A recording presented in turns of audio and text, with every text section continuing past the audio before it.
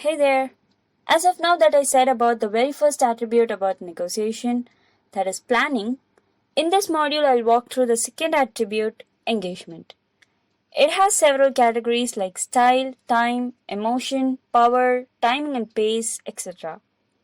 Speaking about style, behaviors can be tempered to suit to the style and personality and likely aims and objectives of the other parties and the overall atmosphere in which the negotiation takes place.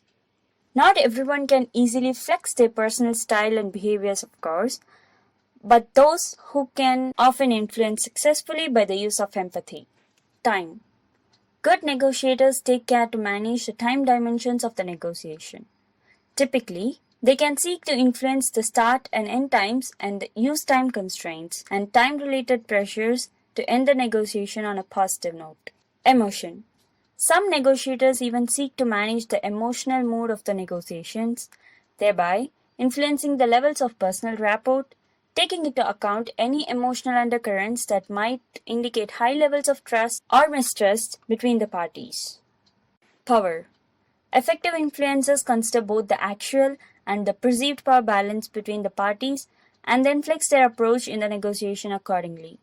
For example, they may allow a person or organization that perceives themselves to be strong and powerful to play power role whilst deploying tactics, actions, and behaviors that quietly and progressively seek to win the key points of the negotiation from actions and behaviors that quietly and progressively seek to win the key points of the negotiation from their own point of view, leading them to successful outcomes. Timing and pace. By influencing the development of a negotiation through a number of phases, strong negotiators seek to build a strong negotiating positions that can lead to beneficial solutions. They make tactical efforts to build scaffolding as they develop the case or argument so that they can cabal towards an overall successful outcome. Settlement. Creates mechanism for guaranteeing commitments. Locks in substantive issues through managing the process of documentation and commits relationship by ensuring clarity, understanding, and agreement to actions. Verbal communication. Experienced negotiators select their words with care so as to clearly signal particular attitudes or positions like cooperative and combative, using appropriate phrases and expression and even picking up on the other party's words as and when appropriate. They will only use technical terms or jargon where their planning or senses tell them that they are adding rather than subtracting value from the overall negotiations. Typically, they will seek to summarize positions for the overall parties, ensuring that they build their arguments, their case as they progress. Making concessions. Strong negotiators often use the if-then approach. They suggest that concession might be made by each party with the desire to create an acceptable win-win situation. Concede that which is one of the least value to you, but which might have high value to the other party is a tactic that many successful negotiators develop. Questioning. Good negotiators prepare and construct questions that will help them understand as soon as possible the needs and objectives of the other parties. They develop a mix of open and closed questions to seek information, gain commitment, seek agreement wherever possible. Listening. Many successful influencers or negotiators listen aggressively. They often will say, "You are born with one mouth and 2 ears, and you should use them in those proportions."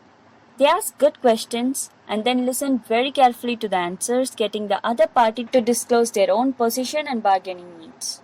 Effective listening can help ensure understanding before responding or before moving on to the next point.